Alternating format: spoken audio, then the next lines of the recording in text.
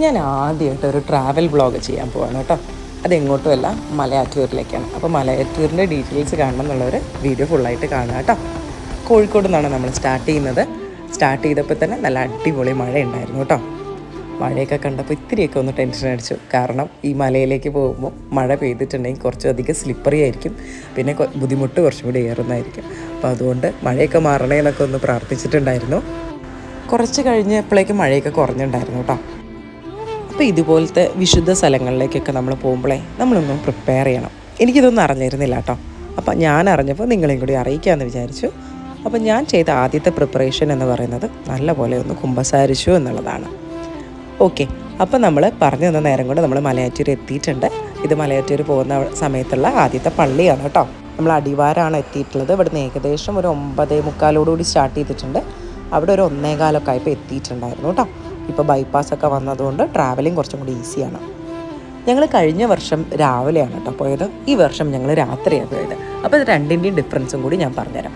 രാത്രിയാണെങ്കിൽ പോലും അവിടെ പേടിക്കാനൊന്നുമില്ല. അത്യാവശ്യം ഷോപ്പുകളൊക്കെ ഓപ്പണാണ്. അത്യാവശ്യം ഇവിടെ നമുക്ക് പബ്ലിക് ടോയ്ലറ്റ്സ് അവൈലബിൾ ആണ്. 5 രൂപയൊക്കെയാണ്, പേ ആൻഡ് യൂസ് ആണ്. അപ്പോൾ ഈ കാണുന്നതാണ് നമ്മുടെ മെയിൻ എൻട്രൻസ് വരുന്നത്. അപ്പോൾ വന്നു ചെറുതായിട്ടൊന്ന് ഫ്രഷായി, അതിനുശേഷം ചെറിയൊരു ചുക്ക് കാപ്പിയൊക്കെ മേടിച്ച് കഴിച്ചു. അതൊക്കെ ഫുൾ ടൈം അവിടെ അവൈലബിൾ ആണ് കേട്ടോ. നമ്മൾ അടിവാരത്തെത്തി. ഈ കാണുന്ന സ്റ്റാച്യൂവിൻ്റെ അവിടെ നിന്നാണ് നമ്മൾ പ്രെയർ സ്റ്റാർട്ട് ചെയ്യുക. ഇതാണ് നമ്മുടെ പാർക്കിംഗ് ഒക്കെ ആയിട്ട് വരുന്നത്. ഇവിടെയുള്ള മരങ്ങളുടെ താഴെ നമുക്കൊരു വടി ഉണ്ടാവും, നമുക്ക് കുത്തിപ്പിടിച്ച് കയറാൻ വേണ്ടിയിട്ടാണ്. ഈ കാണുന്നത് ഇവിടുത്തെ ജനറൽ ഇൻസ്ട്രക്ഷനാണ്. ഇപ്പോൾ ഞാൻ 17-ാം തീയതി പോയതിൻ്റെ എക്സ്പീരിയൻസിൽ പറഞ്ഞു തരാം. കുർബാനകൾ വരുന്നത് രാവിലെ 5:30-ക്കുണ്ട്, രാവിലെ 6:30-ക്കുണ്ട്, പിന്നെ 7:30-ക്കുണ്ട്, 8:30-ക്കില്ല, 9:30. ഇതാണ് രാവിലത്തെ ഒരു ടൈമിങ് വരുന്നത്. പിന്നീട് വരുന്നത് വൈകുന്നേരം 6:30-ക്കാണ്. വെള്ളി, ശനി, ഞായർ ദിവസങ്ങളിൽ നമ്മുടെ അച്ഛന്മാരുടെ അവൈലബിലിറ്റിക്ക് അനുസരിച്ച് കുർബാനയുടെ എണ്ണം കൂടുതലായിരിക്കും എന്നുള്ളതാണ്. നമ്മൾ സ്റ്റാർട്ട് ചെയ്യുന്നത് രാത്രി 2 മണിക്കാണ്. ഇപ്പോൾ രാത്രി 2 മണിയുടെ വ്യൂ നിങ്ങൾക്ക് കാണാം. നമ്മൾ തിരിച്ചു വരുമ്പോൾ പകലുള്ള വ്യൂവും ഇതിൽ ആഡ് ചെയ്യുന്നുണ്ട് കേട്ടോ ഞാൻ. അപ്പോൾ രാത്രി 2 മണിയാണെങ്കിലും 2 സൈഡ് ഫുള്ള് ലൈറ്റ്സ് അവൈലബിൾ ആണ്. പിന്നെ നിങ്ങൾക്ക് അറിയാലോ, 2 സൈഡും നല്ല കാടായതുകൊണ്ട് തന്നെ നമ്മൾ നടുവ് കൂടെ പോകുന്നതാണ് കുറച്ചും കൂടി നമുക്ക് സേഫ് ആയിരിക്കുക. ഇതിൻ്റെ ബോർഡറുകളിലൊക്കെ ഇവർ ചെറിയ ഇലക്ട്രിക്കൽ ഫെൻസിങ് കൊടുത്തിട്ടുണ്ട്. അപ്പോൾ കഴിഞ്ഞ പ്രാവശ്യമൊക്കെ ആനയുടെ ചെറിയ ബുദ്ധിമുട്ടൊക്കെ ഉണ്ടായിരുന്നു. അപ്പോൾ അതുകൊണ്ട് തന്നെ ആനയുടെ ഫെൻസിങ് ഇതായി കാണുന്ന ബോർഡേഴ്സിലൊക്കെ അവർ കൊടുത്തിട്ടുണ്ട് കേട്ടോ. പിന്നെ മല കയറുമ്പോൾ നമുക്ക് അത്യാവശ്യമായിട്ട് വേണ്ട സാധനങ്ങൾ മാത്രം ചെറിയ ബാഗിലായിട്ട് എടുക്കുന്നത് കുറച്ചും കൂടി നന്നായിരിക്കും. അതുപോലെ നിങ്ങൾക്ക് വെള്ളം എടുക്കേണ്ട ആവശ്യമില്ല, ഒരു ബോട്ടിൽ മാത്രം കരുതിയാൽ മതി. 1-ാം സ്ഥാനം തൊട്ടിട്ട് 14-ാം സ്ഥാനം വരെ നമുക്ക് ഇഷ്ടം പോലെ വെള്ളം, നല്ല വെള്ളം അവൈലബിൾ ആണ്. പിന്നീട് മെയിനായിട്ട് നമ്മൾ ശ്രദ്ധിക്കേണ്ട ഒരു സാധനം നല്ല ചെരുപ്പ് ഇടുക എന്നുള്ളതാണ്. ഒന്നെങ്കിൽ റബ്ബർ ചെരുപ്പുകൾ ഉപയോഗിക്കാം, ഹവായി പോലെ നല്ല ഗ്രിപ്പുള്ള ചെരുപ്പുകൾ ഉപയോഗിക്കാം. അല്ലെങ്കിൽ നല്ല ഫുൾ കവേർഡ് ആയിട്ടുള്ള ഷൂ എടുക്കുന്നതും നല്ലതായിരിക്കും. എപ്പോഴും നിങ്ങൾ പുതിയ ചെരുപ്പ് എടുക്കാതിരിക്കുക. കുറച്ചൊക്കെ ഒന്ന് ഇട്ട് കാലിന് കംഫർട്ടബിൾ ആയിട്ടുള്ള ഏത് ചെരുപ്പും നിങ്ങൾക്ക് യൂസ് ചെയ്യാന്നുള്ളതാണ്. അത്യാവശ്യം നല്ലപോലെ പാറകളൊക്കെ ഉണ്ട്. അപ്പോൾ അത്ര സ്ലിപ്പറി അല്ലാത്ത ചെരുപ്പ് എടുക്കുന്നത് നന്നായിരിക്കും. അധികം ഹീലുള്ള ചെരുപ്പും യൂസ് ചെയ്യാതിരിക്കുന്നത് കുറച്ച് നല്ലതായിരിക്കും കേട്ടോ. പിന്നെ നല്ല പോലെ വേർക്കും, അതുകൊണ്ട് തന്നെ നിങ്ങൾ തോർത്ത് കയ്യിൽ വെക്കാൻ മറക്കരുത്. പിന്നെ അടിവാരത്ത് നിങ്ങൾക്ക് ഇഷ്ടം പോലെ മെഴുകുതിരികളും കുരിശിൻ്റെ വഴീൻ്റെ ബുക്കും, പിന്നെ അത്യാവശ്യം കൊച്ചു കൊച്ചു രൂപങ്ങൾ, അതായത് 10 രൂപയുടെയൊക്കെ രൂപങ്ങൾ നേർച്ചയായിട്ട് ഇടുന്നത് നമുക്ക് അവൈലബിൾ ആയിരിക്കും. ഇനി അതൊക്കെ വേണ്ടവർ അവിടെ നിന്ന് എല്ലാം മേടിക്കുക എന്നുള്ളതാണ്. പിന്നെ അവിടുത്തെ മെയിൻ നേർച്ചയാണ് നമ്മുടെ എള്ളും കുരുമുളകും വറുത്ത അരിയൊക്കെ കൂടിയുള്ള ചെറിയ 10 രൂപയുടെ പാക്കറ്റ്സ്. അപ്പോൾ നമുക്ക് രോഗങ്ങൾ വരാതിരിക്കാൻ എന്നുള്ളതാണ് വിശ്വാസം. അത് അവിടെ നിന്ന് മേടിച്ചിട്ട് ഏറ്റവും മുകളിൽ സമർപ്പിക്കുക എന്നുള്ളതാണ്. ഈ രാത്രിയും പകലും എന്നുള്ളതിൻ്റെ വ്യത്യാസം എന്താണെന്ന് വെച്ചാൽ, രാവിലെ വരുമ്പോൾ നമുക്ക് എപ്പോഴും നല്ലപോലെ നമ്മൾ ക്ഷീണിക്കുന്നത് എനിക്ക് ഫീൽ ചെയ്തിട്ടുണ്ട്. രാത്രിയാകുമ്പോൾ നമുക്ക് കുറച്ചും കൂടി ഈ വേർക്കലാണെങ്കിലും ക്ഷീണിക്കുന്നതും വളരെ കുറവാണ്. കുറച്ചും കൂടി ടൈം നമുക്ക് സേവ് ചെയ്യാൻ പറ്റും. രാത്രി നമ്മൾ നടുവ് കൂടെ പോകണം എന്നുള്ളത് മാത്രമേ നമ്മളൊന്ന് പ്രത്യേകമായിട്ട് ശ്രദ്ധിക്കാവുള്ളൂ. ഭയങ്കര സൈഡിൽ കൂടെ പോവാതിരിക്കുക. പിന്നെ സേഫ്റ്റി നമ്മളെപ്പോഴും മുൻനിർത്തുക എന്നുള്ളതാണ്. അതുപോലെ തന്നെ നിങ്ങൾ ആവശ്യത്തിന് മെഴുകുതിരികൾ മേടിച്ചാൽ ഓരോ സ്ഥാനത്തും നമുക്ക് മെഴുകുതിരി കത്തിക്കാനുള്ള സൗകര്യമുണ്ട്. അവിടെ നമ്മൾ ശ്രദ്ധിക്കേണ്ടത് തീപ്പെട്ടി മാക്സിമം ഒഴിവാക്കുക. ആ ഒരു പണി ഞങ്ങൾക്ക് കിട്ടിയായിരുന്നു കേട്ടോ. ഞങ്ങൾ തീപ്പെട്ടിയാണ് മേടിച്ചത്. പക്ഷേ കാറ്റ് നല്ലപോലെ ഉള്ളതുകൊണ്ട് നമ്മളെ മെഴുകുതിരി പെട്ടെന്ന് കെട്ടുപോകാൻ സാധ്യതയുണ്ട്. അപ്പോൾ മെഴുകുതിരി കെട്ടുപോയാൽ അറിയാലോ, വീണ്ടും വീണ്ടും നമ്മൾ കത്തിക്കണം. അപ്പോൾ തീപ്പെട്ടി പെട്ടെന്ന് തീർന്നു പോകും. പറ്റുവാണെങ്കിൽ ലൈറ്റർ വാങ്ങുന്നതാണ് കുറച്ചും കൂടി നല്ലത് കേട്ടോ. പിന്നെ ചെറിയ കുട്ടികളെയും കൊണ്ട് പോകുന്ന ആൾക്കാരാണോ നിങ്ങൾ എങ്കിൽ നിങ്ങൾ ചെയ്യേണ്ടത് ചെറിയ ചെറിയ സ്നാക്സ് നിങ്ങളെ കുട്ടികൾക്ക് വേണ്ടി കരുതണം. കാരണം വെള്ളം മാത്രമേ നമുക്ക് 14-ാം സ്ഥാനം വരെ കിട്ടുള്ളൂ. അതിനിടയിൽ നമുക്ക് പ്രത്യേകിച്ച് ഫുഡൊന്നും കിട്ടില്ല. ടോയ്ലറ്റ്സ് അവൈലബിൾ ആണ്. അതെല്ലാ സ്ഥലത്തും ഇല്ല. എനിക്ക് തോന്നുന്നു 6ഓ 7ഓ സ്ഥാനത്താണ് ഒരു ടോയ്ലറ്റ് അവൈലബിൾ ആയിട്ടുള്ളത്. അപ്പോൾ ഇപ്പോഴും താഴത്തെ ടോയ്ലറ്റ്, അടിവാരത്തുള്ള ടോയ്ലറ്റ് യൂട്ടിലൈസ് ചെയ്തിട്ട് തന്നെ നമ്മൾ സ്റ്റാർട്ട് ചെയ്യാൻ നോക്കാം. പിന്നെ കുട്ടികൾക്ക് വേണ്ടി കരുതുന്ന ഫുഡ് എല്ലാം ഒരേ ഫുഡ് കരുതാതെ ചെറിയ ക്വാണ്ടിറ്റിയിൽ 3-4 ടൈപ്സ് ഒക്കെ ആണെങ്കിൽ അവർക്ക് ഒന്ന് മടുത്ത് വരുമ്പോൾ അവർക്ക് ഇങ്ങനെ വെറൈറ്റി പാക്കറ്റ്സ് ഒക്കെ തുറക്കുമ്പോൾ അവർക്ക് അതിനോടുള്ളൊരു കൗതുകം ഉണ്ടാവും. അപ്പോൾ ക്ഷീണമൊക്കെ അവർ തന്നെ മറക്കും എന്നുള്ളതാണ്. പിന്നെ അതുപോലെ നമ്മുടെ മനസ്സിൽ ചെറിയൊരു നിയോഗമൊക്കെ വേണം കേട്ടോ. വെറുതെ ഒരു രസത്തിന് മല കയറി പോരുക എന്നുള്ളത് മാത്രമല്ല, ഒരു നിയോഗം വെക്കുന്നത് എന്തുകൊണ്ടും നല്ലതാണ്. എനിക്കിപ്പോൾ തൊട്ട് യാത്രകളൊക്കെ ഒരുപാട് ഇഷ്ടമാണ് കേട്ടോ. കാരണം ഓരോ യാത്രകൾ ഓരോ അനുഭവങ്ങളാണ്, നല്ലതും ചീത്തയും. നമുക്ക് ഓരോ പുതിയ ഐഡിയാസ് കിട്ടും അല്ലേ. പക്ഷേ ഇന്നത്തെ യാത്ര ഒരുപാട് ഭക്തിപൂർവ്വമുള്ളതായതുകൊണ്ട് ഈ ഓരോ മെഴുകുതിരികൾക്കും ഓരോ കഥകൾ പറയാനുണ്ടാവും അല്ലേ, ഓരോ ആഗ്രഹങ്ങൾ പറയാനുണ്ടാവും, ഓരോ നിയോഗങ്ങൾ പറയാനുണ്ടാവും, ഓരോ സങ്കടങ്ങൾ പറയാനുണ്ടാവും അല്ലേ. ഇങ്ങനെ ഒരുപാട് കാര്യങ്ങൾ ചിന്തിച്ച് പോകുമ്പോഴാണ് മലയുടെ മുകളിലേക്ക് പോകുമ്പോൾ താഴെ രാത്രി ആയതുകൊണ്ട് തന്നെ ചെറിയ ലൈറ്റ്സൊക്കെ ഈ വീഡിയോയിൽ കാണുന്നതിനേക്കാളും ഭംഗിയുണ്ട് കേട്ടോ കാണാൻ വേണ്ടിയിട്ട്. ഏകദേശം നമ്മൾ കയറി 9ാം സ്ഥാനം എത്തിയിട്ടുണ്ട്. ഇപ്പോൾ തീപ്പെട്ടിയൊക്കെ തീർന്നു തുടങ്ങിയ സമയമായതുകൊണ്ട് അവൻ താഴെയുള്ള മെഴുകുതിരി കത്തിക്കുന്ന സ്റ്റേഷനിൽ മെഴുകുതിരി കത്തിച്ച് അടുത്ത സ്റ്റേഷനിലേക്ക് തീ കൊണ്ടുപോകുന്നതാണ് കേട്ടോ ഈ കണ്ടുകൊണ്ടിരിക്കുന്നത്. ഇതിനിടയ്ക്ക് സൈഡിൽ ഷെഡൊക്കെ കാണുന്നില്ല. അത് പകൽ സമയത്ത് നമുക്ക് വെയിലൊക്കെ കൂടുമ്പോൾ ഒന്ന് റെസ്റ്റ് ഇരിക്കാനൊക്കെ ആയിട്ടുള്ള സ്ഥലമാണ്. അതുപോലെ കുട്ടികളെ നമ്മൾ ഇതൊക്കെ ശീലിപ്പിക്കണം എന്ന് എനിക്ക് തോന്നുന്നുണ്ട്. കാരണം എന്നും സുഖങ്ങൾ മാത്രം അവരറിഞ്ഞാൽ പോരാ, ഇതുപോലുള്ള ബുദ്ധിമുട്ടുകളും ജീവിതത്തിൻ്റെ ഭാഗമാണെന്ന് അവർക്ക് ഇപ്പോഴേ ട്രെയിനിങ് കൊടുക്കുന്നത് നല്ലതാണെന്ന് എനിക്ക് തോന്നി കേട്ടോ. ഓരോ സ്ഥാനത്തെത്തുമ്പോഴും നമുക്ക് സന്തോഷമാണ്. കാരണം ഇത്രയും കഴിഞ്ഞില്ല, ഇനി ഇത്രയല്ലേ ബാക്കിയുള്ളൂ എന്നുള്ള ഒരു പ്രതീക്ഷയും കൂടിയാണ്. പിന്നെ ഈ ലൈറ്റ്സിൻ്റെ കാര്യം ഫുൾ ടൈം നമുക്ക് ലൈറ്റ്സ് ഉണ്ടാവും കേട്ടോ. രാവിലെ ഒരു 7 മണിയോട് കൂടി മാത്രമേ ലൈറ്റ്സ് എല്ലാം ഓഫ് ആക്കുകയുള്ളൂ. അപ്പോഴേക്ക് നമുക്ക് നല്ലപോലെ വെളിച്ചം വന്നിട്ടുണ്ടാവും. ഇനി കാണുന്നതൊക്കെ താഴത്തേക്ക് ഇറങ്ങുന്ന ആൾക്കാരാണ് കേട്ടോ. നമ്മൾ പിന്നെ ഓരോ സ്റ്റേഷനിലും ഒരു 5 മിനിറ്റ് ഒരു റെസ്റ്റൊക്കെ എടുത്തിരുന്നു. ആ 5 മിനിറ്റിൻ്റെ ഇടയിൽ നമ്മൾ കുരിശിൻ്റെ വഴിയുടെ ഓരോ സ്ഥാനങ്ങൾ നമ്മൾ ചൊല്ലി ഒരു 5 മിനിറ്റ് കിതപ്പൊക്കെ ഒന്ന് മാറിയതിന് ശേഷമാണ് നമ്മൾ അടുത്ത സ്ഥാനത്തേക്ക് പോവാറ്. പിന്നെ ഞാൻ നേരത്തെ പറഞ്ഞ പോലെ ഇത് കാടാണല്ലോ, അപ്പോൾ നമ്മൾ നിലത്തൊക്കെ ഇരിക്കുമ്പോൾ ചെറുതായിട്ടൊക്കെ ഒന്ന് ശ്രദ്ധിക്കുക. ചെറിയ പഴുതാരേനെയൊക്കെ ഞാൻ കണ്ടിട്ടുണ്ടായിരുന്നു. അപ്പോൾ നമ്മൾ അറിയാത്ത ഏരിയയിലൊക്കെ, വെളിച്ചമില്ലാത്ത ഏരിയയിലൊക്കെ ഇരിക്കുമ്പോൾ ഒന്നും കൂടി ശ്രദ്ധിക്കുന്നത് നല്ലതാണ്. അങ്ങനെ പറഞ്ഞ് നമ്മൾ ഏകദേശം എത്താറായി. ഈ ലെഫ്റ്റ് സൈഡിൽ കാണുന്നത് അവിടുത്തെ ചെറിയ ഒരു ഷോപ്പാണ്, ഒരു കൂൾ ബാർ പോലെയാണ്. നമുക്ക് ചെറിയ നാരങ്ങ വെള്ളവും ഈ പറഞ്ഞ ചെറിയ ബോട്ടിൽസൊക്കെ നമുക്ക് അവൈലബിൾ ആയിരിക്കും. നമുക്ക് എക്സ്ട്രാ ചെറിയ പാക്കറ്റ് ബിസ്ക്കറ്റുകൾ പോലത്തെ ചെറിയ സ്നാക്സൊക്കെ നമുക്ക് അവിടെ നിന്ന് മേടിക്കാൻ പറ്റും. പള്ളിയുടെ തന്നെ ഒരു 3-4 സ്റ്റോളുകൾ അവിടെ അവൈലബിൾ ആയിട്ടുണ്ട്. നമ്മൾ മല കയറിക്കഴിഞ്ഞ് പള്ളിയുടെ അടുത്തേക്ക് ചെല്ലുമ്പോൾ നമുക്ക് മിഷൻ കോഫീസൊക്കെ കിട്ടുന്ന സ്റ്റോളുകളും ഉണ്ട് കേട്ടോ. പിന്നെ ഈ സ്റ്റോളൊക്കെ ഏകദേശം 2 മാസത്തോളമാണ് അവർക്ക് കരാറ് പറഞ്ഞിരിക്കുന്നത്. ഏകദേശം ഏപ്രിൽ ലാസ്റ്റ് വരെ ഉണ്ടാവും. അപ്പോൾ അതുവരെ നമുക്ക് ഈ ഫെസിലിറ്റീസ് ഉണ്ടാവും. പക്ഷേ അതിനുശേഷം ഈ സ്റ്റോളുകളൊക്കെ റിമൂവ് ചെയ്യും കേട്ടോ. ഈ മല കയറി മുകളിലെത്തുന്നത് വരെ ഞാൻ പണ്ടുള്ള ആൾക്കാർ വന്ന കാലമൊക്കെ ആലോചിച്ചിട്ടുണ്ട് കേട്ടോ. കാരണം ഇപ്പോൾ നമുക്ക് ഈ പറയുന്ന ബോട്ടിൽസൊക്കെ അവൈലബിൾ ആണ്. ഇതൊന്നും അവൈലബിൾ അല്ലാത്ത കാലത്ത് മല കയറിയ ആൾക്കാരെ പറ്റി നമ്മൾ എന്തായാലും ചിന്തിച്ചു പോകും. കാരണം മുകളിലെത്തുമ്പോഴേക്കും നമ്മൾ അത്യാവശ്യം ടയേർഡ് ആവുകയും ചെയ്യും. ഞങ്ങൾ ഏകദേശം 2.25 മണിക്കൂർ കൊണ്ടാണ് നമ്മൾ മല കയറി കഴിഞ്ഞത്. ഏകദേശം 4:40 നമ്മൾ മലയുടെ മുകളിലേക്ക് എത്തിയിട്ടുണ്ട് കേട്ടോ. അതുപോലെ തന്നെ കുഞ്ഞു മക്കളെയൊക്കെ കൊണ്ട് കയ്യിലെടുത്തിട്ടും ആൾക്കാർ വരുന്നുണ്ട്. അപ്പോൾ കുട്ടികളെ കൊണ്ടുവരുന്നതിൽ സേഫ്റ്റീൻ്റെ കുഴപ്പമൊന്നുമില്ല. ഒരു 4 മാസമായ കുട്ടീനെയൊക്കെ കൊണ്ടുവന്നത് ഞാൻ കണ്ടിട്ടുണ്ടായിരുന്നു കേട്ടോ. അപ്പോൾ ഫൈനലി ഇവിടെ എത്തിയതിൻ്റെ എക്സൈറ്റ്മെൻറ്റോടാണ് കേട്ടോ അവൻ ഓടിക്കയറുന്നത്. ഏകദേശം നമ്മൾ മാർത്തോമ മണ്ഡപത്തിലേക്ക് എത്തിക്കൊണ്ടിരിക്കുകയാണ്. എൻ്റെ വീഡിയോൻ്റെ റൈറ്റ് സൈഡിലൊക്കെ നിങ്ങൾക്ക് ചെറിയ ഷോപ്സൊക്കെ കാണാമല്ലോ. ഇതൊക്കെയാണ് ഇവിടെ അവൈലബിൾ ആയിട്ടുള്ള ഷോപ്സ് കേട്ടോ. അതുപോലെ നമ്മൾ താഴത്ത് നിന്ന് കൊണ്ടുവന്ന കുരിശുകളൊക്കെ ഈ സൈഡിലുള്ള മരങ്ങളുടെ സൈഡിലാണ് നമ്മൾ സമർപ്പിക്കുന്നത്. അതിനുശേഷമാണ് നമ്മൾ അകത്തേക്ക് നടന്നു പോവുക. ഈ മാർത്തോമ മണ്ഡപത്തിലാണ് നമ്മൾ ബാക്കി കൊണ്ടുവന്നിട്ടുള്ള സാധനങ്ങളൊക്കെ നമ്മൾ പ്രാർത്ഥനാപൂർവ്വം അവിടെ സമർപ്പിക്കുന്നത് കേട്ടോ. ഇങ്ങനത്തെ ഒരു ടൈം ആയതുകൊണ്ട് തന്നെ നമുക്കൊരു രാത്രി വ്യൂവും അതുപോലെ തന്നെ ഒരു 6-7 മണിയാവും നമ്മൾ ഇവിടെ നിന്ന് എല്ലാം കഴിഞ്ഞ് ഇറങ്ങുമ്പോൾ. അപ്പോൾ നമുക്ക് രാവിലെ നേരം വെളുത്തിട്ടുള്ള 2 വ്യൂവും നമുക്ക് ഒരേ സമയത്ത് നമുക്ക് കവർ ചെയ്യാൻ പറ്റും എന്നുള്ള ഒരു പ്രത്യേകത കൂടി ഇങ്ങനെ രാത്രി വരുമ്പോൾ എനിക്ക് ഫീൽ ചെയ്തു കേട്ടോ. അതുപോലെ കുട്ടികളെയും കൊണ്ടുവരുന്ന ആൾക്കാർ എന്തായാലും എക്സ്ട്രാ ഡ്രസ്സുകൾ കരുതണം. കാരണം നമ്മൾ ഈ മല കയറി വരുമ്പോൾ നമ്മൾ പല സ്ഥലത്ത് ഇരിക്കുന്നതാണ്. അവരുടെ ഡ്രസ്സായതുകൊണ്ട് നല്ലപോലെ അഴുക്കാവും കേട്ടോ. പിന്നെ നമ്മളാണെങ്കിലും ഇടുന്ന ഡ്രസ്സ് കോട്ടൺ ആണെങ്കിൽ കുറച്ചും കൂടി കംഫർട്ടബിൾ ആയിരിക്കും. നല്ല ബ്രീത്തിങ് മെറ്റീരിയൽ ആയിരിക്കണം. അല്ലെങ്കിൽ നമുക്ക് നല്ലപോലെ ചൂടെടുക്കും. അതുപോലെ തന്നെ നമ്മുടെ ശരീരത്തിൽ അവിടെ ഇവിടെയൊക്കെ മുറിവും ഒരഞ്ഞ് പൊട്ടാനൊക്കെയുള്ള സാധ്യത കൂടുതലാണ്. അപ്പോൾ നമ്മൾ മാർത്തോമ മണ്ഡപത്തിലെത്തി. താഴെ പുണ്യാളൻ്റെ തിരുശേഷിപ്പ് വെച്ചിട്ടുണ്ട്. അതും നമ്മൾ നല്ലപോലെ പ്രാർത്ഥിച്ചിട്ടുണ്ടായിരുന്നു. ഈ പാക്കറ്റാണ് ഞാൻ ആദ്യം പറഞ്ഞിട്ടുള്ള എള്ളും കുരുമുളകും ഒക്കെ അടങ്ങിയിട്ടുള്ള 10 രൂപയുടെ പാക്കറ്റ്.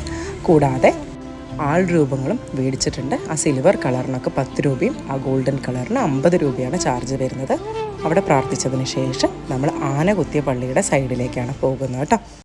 ഈ ആന കുത്തിയ പള്ളിയുടെ തന്നെ രാത്രി വ്യൂവും പകലുള്ള വ്യൂവും നമ്മുടെ വീഡിയോയിൽ ഞാൻ ആഡ് ചെയ്തിട്ടുണ്ട്.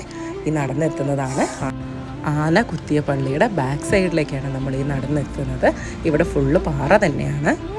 അതുകൊണ്ട് തന്നെ രാത്രി ആയതുകൊണ്ട് നമുക്ക് വലിയ ചൂടൊന്നും അറിയാനില്ല. ഈ വീഡിയോ നിങ്ങൾക്ക് ശ്രദ്ധിച്ച് നോക്കി ചെറിയ ചെറിയ കുഴികൾ കാണാം. അത്യാവശ്യം ആനയുടെ കൊമ്പിൻ്റെ വലുപ്പമുള്ള കുഴികൾ തന്നെ നിങ്ങൾക്ക് ഇതിനകത്ത് ശ്രദ്ധിച്ച് നോക്കിയാൽ കാണാൻ പറ്റും കേട്ടോ. പണ്ട് കാലങ്ങളിൽ ആന ആക്രമിച്ചിട്ടും ഈ പള്ളിക്കൊന്നും പറ്റിയിട്ടില്ല. അതിൻ്റെ ഒരു ഓർമ്മയ്ക്കായിട്ടാണ് ഇപ്പോഴും ഈ ചാപ്പൽ നിലനിർത്തിക്കൊണ്ട് പോകുന്നത്.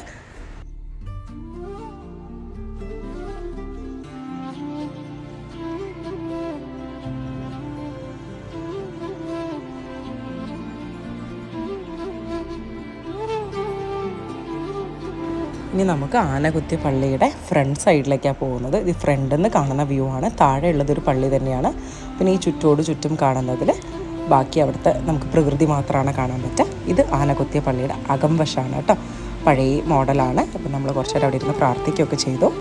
രാത്രി ആയതുകൊണ്ട് തന്നെ വലിയ തിരക്കൊന്നും ഉണ്ടായിട്ടില്ല. അപ്പോൾ അതുകൊണ്ട് ശാന്തമായി പ്രാർത്ഥിച്ചിട്ട് നമ്മൾ ഇറങ്ങുമായിരുന്നു കേട്ടോ. ഈ കാണുന്നത് ഈ സ്റ്റെപ്പൊക്കെ ഇറങ്ങി താഴെ പോയാൽ അവിടുത്തെ അത്ഭുത കിണർ കാണാം. പക്ഷേ എന്തോ നമ്മൾ പോയ സമയത്ത് അത്ഭുത കിണറിൽ വെള്ളം ഉണ്ടായിരുന്നില്ല. അതുപോലെ ഈ അത്ഭുത കിണറിലേക്ക് പൈസയോ മറ്റു വസ്തുക്കളോ നിക്ഷേപിക്കരുതെന്ന് അവർ പ്രത്യേകമായിട്ട് അവിടെ ബോർഡ് വെക്കുന്നുണ്ട്. അത് വെള്ളം മലിനമാവാനും മറ്റ് പല ആൾക്കാരും ഉപയോഗിക്കുന്നതല്ലേ, അപ്പോൾ എല്ലാവർക്കും അത് ബുദ്ധിമുട്ടാവും എന്നൊക്കെ പറഞ്ഞുള്ള നോട്ടീസുകൾ അവിടെ നമ്മൾ കണ്ടു. രാത്രി ആയതുകൊണ്ട് തന്നെ ഇതാണ് കിണറിൻ്റെ ആകാട്ടോ. വെള്ളമില്ലാത്തതിൻ്റെ വിഷമത്തിൽ നമ്മൾ കയറി വന്നു. ഇപ്പോൾ ഏകദേശം ഒരു 6 മണി ആവാനായിട്ടുണ്ട്. അപ്പോൾ ചെറിയ മഞ്ഞിൻ്റെ ഒരു ഇതിൽ നമുക്ക് പ്രകൃതി കാണാൻ പറ്റും.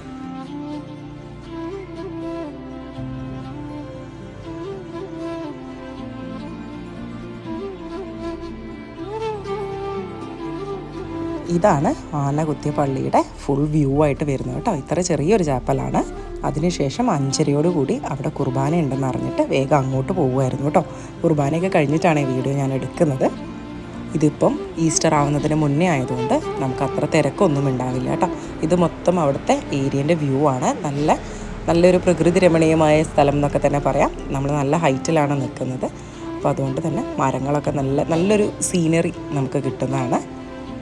പിന്നീട് ഈ സൈഡിലേക്ക് വരുമ്പോൾ നമുക്കവിടെ ദൂരെ കാണുന്ന ആ ഒരു ബിൽഡിങ് കാണുന്നില്ലേ, ഒരു കുരിശൊക്കെ ആയിട്ടുള്ള ആ ബിൽഡിങ്ങിൽ നിങ്ങൾക്ക് കൗൺസിലിങ്ങും കുമ്പസാരിക്കാനുള്ള സൗകര്യം ഏകദേശം 7:30 ശേഷം നിങ്ങൾക്ക് അവൈലബിൾ ആയിരിക്കും. ഈ നേരെ കാണുന്ന സന്നദ്ധ എന്ന് പറയുന്ന ഭാഗത്താണ് നമുക്ക് വലിയ കുർബാനകളൊക്കെ ഉണ്ടാവുക. അപ്പോൾ നമുക്ക് ഇരിക്കാനുള്ള ഏരിയയാണ് ഈ വെള്ള പെയിൻ്റൊക്കെ അടിച്ചിട്ടുള്ളത്. ഇതാണ് ഞാൻ പറഞ്ഞ കുമ്പസാരിക്കാനുള്ള സ്ഥലം കേട്ടോ. അപ്പോൾ ആൾക്കാർ ആദ്യമായിട്ട് പോകുമ്പോൾ ഇതൊന്നും സ്കിപ്പായി പോകണ്ട. ഇത് ആന കുത്തിയ പള്ളിയുടെ ബാക്കിലേക്ക് ഞാൻ വീണ്ടും വന്നതാണ്. അപ്പോൾ നേരം വെളുത്തപ്പോൾ അതിൻ്റെ വ്യൂ ഒക്കെ ഒന്ന് കിട്ടട്ടെ എന്ന് വിചാരിച്ചിട്ട് ഇവിടുന്ന് നമ്മൾ നേരത്തെ കണ്ടല്ലോ രാത്രി ഉണ്ടായിരുന്ന സ്ഥലം, അതേ സ്ഥലമാണിത്. അപ്പോൾ താഴെ കാണുമ്പോൾ കുറച്ച് നല്ല വെളിച്ചത്തിലൊക്കെ കാണുമ്പോൾ ഒരു രസമുണ്ടായിരുന്നു. പിന്നീട് പള്ളിയുടെ തന്നെ സ്റ്റോളുകൾ അവൈലബിൾ ആണ്. ഏകദേശം 7:30 ആവും എല്ലാം തുറന്നു വരുമ്പോൾ. അവിടെ സ്റ്റോളിൽ നമുക്ക് കുർബാനയ്ക്കും നൊവേനയ്ക്കും ഒക്കെ പൈസ കൊടുക്കാൻ പറ്റും. അതുപോലെ തന്നെ നേർച്ച വസ്തുക്കളും കൊടുക്കാൻ പറ്റും. അവിടെ പ്രത്യേകം നിങ്ങൾ ശ്രദ്ധിക്കേണ്ടത്, നിങ്ങൾ ക്യാഷ് കൊണ്ടുപോകേണ്ടതാണ്. അവിടെ നെറ്റിൻ്റെ ഇഷ്യൂസ് ഉണ്ട്, അതുകൊണ്ട് ക്യാഷ് എന്തായാലും കൊണ്ടുപോകണം. നമ്മൾ ബാക്കി ഫുഡ് സ്റ്റോളിലൊക്കെ നിങ്ങൾക്ക് ഗൂഗിൾ പേസ് ഒക്കെ അവൈലബിൾ ആണ്. ഇത് മലയുടെ ഏറ്റവും മുകളിലെത്തിയിട്ടുള്ള കാര്യമാണ് കേട്ടോ. അപ്പോൾ കയ്യിൽ ക്യാഷ് കരുതാൻ മറക്കണ്ട.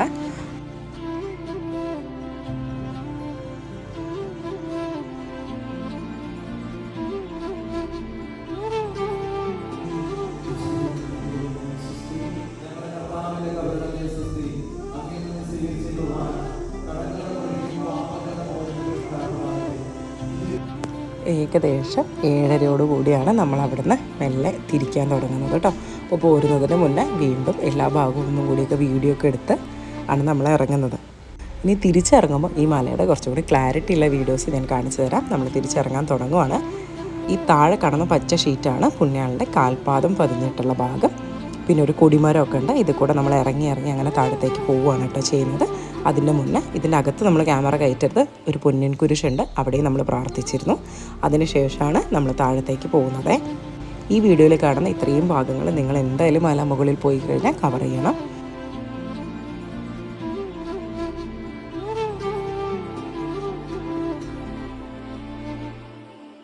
കാടായതുകൊണ്ട് തന്നെ നല്ല ചീവീടിൻ്റെ ശബ്ദം ഉണ്ടാവും കേട്ടോ ഏർലി മോർണിംഗ് ഒക്കെ ആകുമ്പോൾ.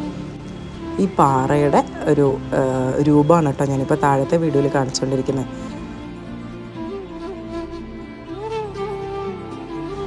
ഈ രൂപത്തിൻ്റെ അകത്ത് ഒരു വെള്ള പെയിൻ്റ് അടിച്ച് റൗണ്ട് ചെയ്ത് വെച്ചിട്ടുണ്ട്. അതാണ് പുണ്യാളൻ്റെ കാല് പതിഞ്ഞതും കാൽമുട്ട് പതിഞ്ഞതും കാൽപാദം പതിഞ്ഞതുമായിട്ടുള്ള ഭാഗമാണ് അവിടെ മാർക്ക് ചെയ്ത് വെച്ചിരിക്കുന്നത്. ക്യാമറയിൽ നിങ്ങൾക്ക് എത്ര ക്ലാരിറ്റി ഉണ്ടാവുമെന്ന് എനിക്കറിയില്ല. നമ്മൾ നേരിട്ട് കാണുമ്പോൾ നമുക്ക് കുറച്ചുകൂടി ക്ലിയർ ആയിട്ട് മനസ്സിലാവും കേട്ടോ. അതിനുശേഷം ഞങ്ങൾ മെല്ലെ കാടിൻ്റെ ഭംഗിയൊക്കെ ആസ്വദിച്ച് ഞങ്ങൾ താഴത്തേക്ക് ഇറങ്ങുകയാണ് കേട്ടോ. ഇറങ്ങുന്ന സമയത്ത് ഒരു ചെറിയൊരു ഓറഞ്ച് പൂവൊക്കെ കണ്ടിരുന്നു. എനിക്കത് കുറച്ചും കൂടി ഇഷ്ടപ്പെട്ടു. അപ്പോൾ ഞാൻ അതും കൂടി വീഡിയോ ഒക്കെ എടുത്ത് നമ്മളങ്ങനെ താഴത്തേക്ക് ഇറങ്ങി.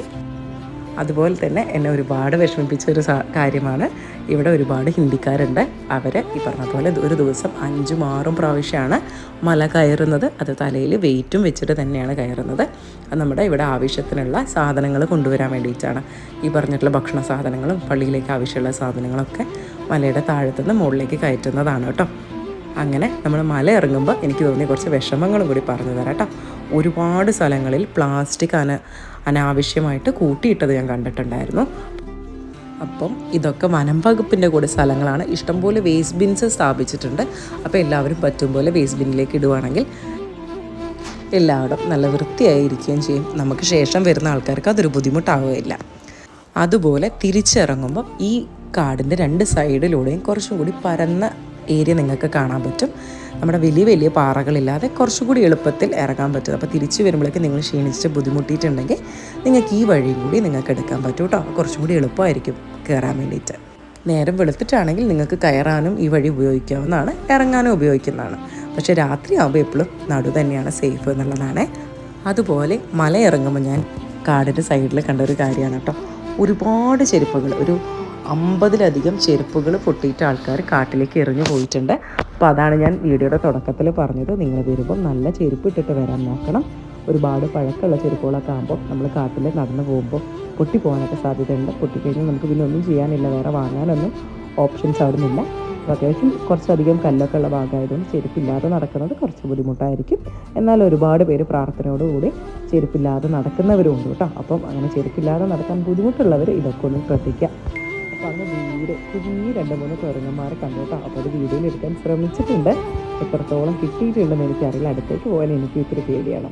ഇതിനിടയിൽ കൂടെ ഹിന്ദിക്കാർ പോകുന്നത് നിങ്ങൾക്ക് കാണാമല്ലോ. ഞാൻ മുകളിൽ പറഞ്ഞിരുന്നു, നമ്മളെ നാട്ടിലൊക്കെ ജോലിക്കാരെ കിട്ടാൻ ഒരുപാട് ബുദ്ധിമുട്ടുള്ള കാലത്ത് ഇവർ ഈ ജോലി കാണുമ്പോൾ എനിക്ക് ഭയങ്കര ബഹുമാനമൊക്കെ തോന്നുന്നുണ്ടായിരുന്നേ. പിന്നെ മുകളിൽ ഇതേപോലെ ഞാനൊരു വേഴാമ്പലിനെ കണ്ടിട്ടുണ്ടായിരുന്നു കേട്ടോ. അതും ഞാൻ പറ്റും പോലെ വീഡിയോയിൽ എടുത്തിട്ടുണ്ട്. കണ്ടോ, ഈ പറന്നു പോകുന്നത് കണ്ടോ, അതൊരു അടിപൊളി വേഴാമ്പലാണ്. എന്നിട്ട് കൊക്ക് കാണാൻ ഭയങ്കര ഭംഗിയുണ്ടായിരുന്നു, ഒരു മഞ്ഞ കളറൊക്കെ ആയിട്ട്. വീഡിയോയിൽ എത്ര ക്ലിയറിൽ കിട്ടുന്നുണ്ടെന്ന് അറിയില്ല. പിന്നെ പുലർക്കാല സൂര്യനെ പറ്റി പറയാതെ ഈ വീഡിയോ നമുക്ക് അവസാനിപ്പിക്കാൻ പറ്റുമോ? അത് പറയാൻ മറന്നതുകൊണ്ട് സൂര്യൻ നമ്മളെ എത്തി നോക്കുന്നുണ്ടായിരുന്നു കേട്ടോ. ഭയങ്കര ഭംഗി എനിക്ക് തോന്നി. ഒരുപാട് വലിയ മരങ്ങളുടെ ഇടയിൽ കൂടെ ചെറിയ സൂര്യൻ്റെ വെളിച്ചം കാണാം. അപ്പോൾ ഞാൻ പറ്റുന്ന രീതിയിൽ അതും വീഡിയോ എടുത്തിട്ടുണ്ട്. പിന്നെ വീണ്ടും കുറേ കുരങ്ങന്മാരൊക്കെ തന്നെയാണ് ഞാൻ കൂടുതലായിട്ട് കണ്ടിട്ടുള്ളത്. വലിയ മൃഗങ്ങളെയൊന്നും നമ്മൾ കണ്ടിട്ടില്ല. ഈ സൈഡിൽ കുറച്ച് സ്ട്രെച്ചേഴ്സൊക്കെ കണ്ടു. അപ്പോൾ എമർജൻസി ഹെൽത്ത് ലൈനിനൊക്കെ ആവശ്യമുള്ളവർക്ക് ആ സംവിധാനവും യൂട്ടിലൈസ് ചെയ്യാൻ പറ്റും. ഇത് നമ്മൾ ഏകദേശം മലയുടെ താഴത്തേക്ക് എത്തി തുടങ്ങി. അപ്പം മലയുടെ വ്യൂ നിങ്ങൾ പകലുള്ളതാണ് കേട്ടോ കാണുന്നത്. നമ്മളെ വീഡിയോ തുടക്കത്തിലെല്ലാം രാത്രി ഉള്ളതാണ് കണ്ടത്. ഇപ്പോൾ ഏകദേശം പകൽ സമയത്തുള്ളതാണ് നിങ്ങൾക്ക് കാണുന്നത്. ഏറ്റവും താഴത്തേക്ക് എത്തുമ്പോഴാണ് ഇതുപോലെ പരന്നിട്ടുള്ള ഒരു ഏരിയയാണ് നിങ്ങൾക്ക് ഉണ്ടാവുക. 1-ാം സ്ഥലം തൊട്ടിട്ടാണ് നിങ്ങൾക്ക് മലയുടെ ശരിക്കും തുടങ്ങുക കേട്ടോ. അപ്പോൾ താഴെ എത്തിയപ്പോൾ തീരാനായതിൻ്റെ സന്തോഷത്തിൽ പെട്ടെന്ന് നടക്കുകയാണേ. അതേപോലെ നമ്മൾ കുത്തിപ്പിടിച്ച് കൊണ്ടുപോയ വടിയാണ് കേട്ടോ. അപ്പോൾ തീരാനായപ്പോൾ അവൻ്റെ കുറേ സർക്കസുകൾ കാണിക്കുകയാണ്. ഈ വടി അത്യാവശ്യം നല്ല സ്ട്രോങ് ആണ്. ഇതൊക്കെ ഫ്രീ ആയിട്ട് നമുക്ക് കിട്ടുന്നതാണ് കേട്ടോ. കൂടാതെ തന്നെ ചൂരലിൻ്റെ നമുക്ക് കുത്തിപ്പിടിക്കാനുള്ള വടികൾ അവിടെ പൈസ കൊടുത്ത് മേടിക്കാനുള്ള സൗകര്യം കൂടിയുണ്ട്. അവിടെ നമുക്ക് കുരിശും നമുക്ക് ഒരു അത്യാവശ്യം ഒരു കൈയിൻ്റെ വലുപ്പത്തിലൊക്കെയുള്ള നമുക്ക് കുരിശും നമുക്ക് അവൈലബിൾ ആണ്. പിന്നെ ഇവിടെ കുറേ ചേച്ചിമാർ നൈറ്റിയൊക്കെ ഇട്ടിട്ട് നിങ്ങൾ കയറി പോകുന്ന കാണുന്നില്ലേ, അവർ തൊഴിലുറപ്പിട്ട ജോലിക്കായി മലമുകളിലേക്ക് പോകുന്നതാണ് കേട്ടോ. അതുപോലെ തന്നെ നമുക്കവിടെ നേർച്ച പായസം നമുക്ക് മേടിക്കാൻ പറ്റും. 60 രൂപയാണ് വരുന്നത്. ശരിക്കും അരവണയുടെ ടേസ്റ്റാണ് കേട്ടോ. അപ്പോൾ നിങ്ങൾക്ക് വേണ്ടവർ അതും കൂടി വാങ്ങിയിട്ട് നിങ്ങൾ തിരിച്ചു പോകാവുന്നതാണ്. ഇത് നമുക്ക് താഴെയാണ് അവൈലബിൾ ആയിട്ട്, താഴെ സ്റ്റോളിൽ നമുക്കിത് അവൈലബിൾ ആണ്. അപ്പോൾ മലയാറ്റൂരിൻ്റെ വിശേഷങ്ങൾ ഇത്രയേ ഉള്ളൂ. ഇഷ്ടപ്പെട്ട ലൈക്ക് ചെയ്യുക, മലയാറ്റൂർ പോകുന്ന ഫ്രണ്ടിന് ഷെയറും കൂടി ചെയ്ത് കൊടുക്കുക കേട്ടോ.